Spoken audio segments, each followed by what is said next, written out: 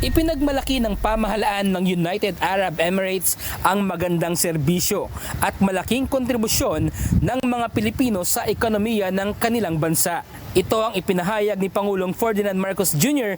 sa kanyang talumpati sa pagtitipon ng Filipino community dito sa Abu Dhabi kagabi. Ayon sa Pangulo, ito ang dahilan kung bakit naisakatuparan ang pagkakaroon ng Comprehensive Economic Partnership Agreement o CEPA, ang kauna-unahang kasunduang pangkalakalan ng Pilipinas sa isang bansa sa gitnang silangan.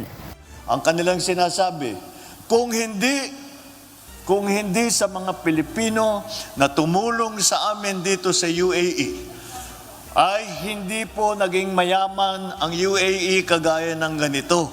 Kaya bilang pasasalamat, bilang pagtatanaw ng utang na loob ng UAE sa mga Pilipino, sa inyo, ay sinabi nila, ba't di tayo magkaroon ng agreement? Ito nga naging CEPA.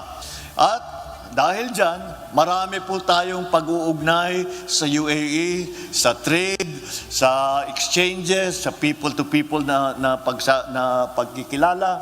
Yan po ay naging bunga nga ng inyong napakagandang trabaho dito.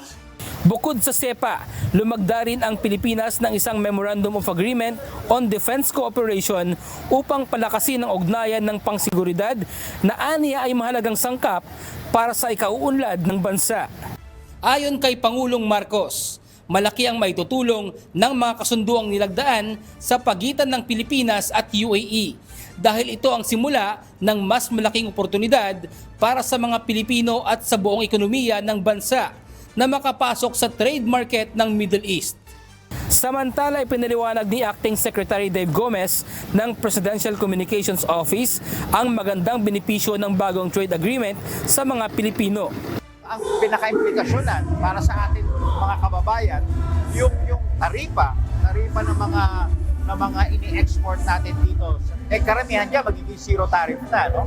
So yung mga ini-import naman natin from the UAE, bababa rin natin yung taripa. Now, ang isang importanteng bagay dapat natin tandaan sa CEPA, trade agreement in goods and services. So even yung mga kababayan natin sa Pilipinas na lalong lalawak yung oportunidad nilang magtrabaho dito. Sa kanyang talumpati, binigyang diin din ni Pangulong Marcos na tutulungan ng pamahalaan ang mga Pilipinong manggagawa sa kanilang skills development upang lalong makasabay sa makabagong teknolohiya at maging laging handa sa darating na mga bagong oportunidad. So to sustain this momentum, let us prioritize lifelong learning and skills development. Yan po ang susi ngayon.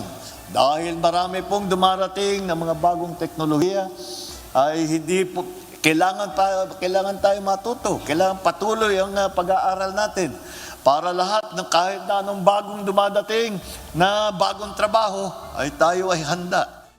Ikinatuwa naman ito ng ating mga kababayan, lalo na ang malawak na benepisyong naghihintay sa mga Pilipino oras na masimulan ang mga programa sa ilalim ng bagong kasunduan.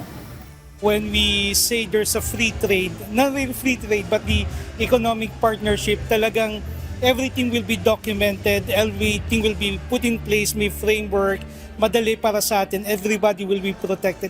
A lot of Filipinos here are already shifting to entrepreneurship, no? Marami na rin nagnenegosyo dito.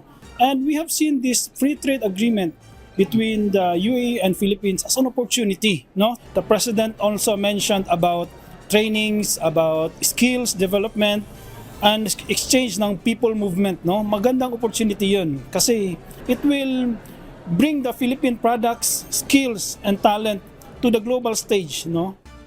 Bradley Robuza, humahataw sa balita ngayon.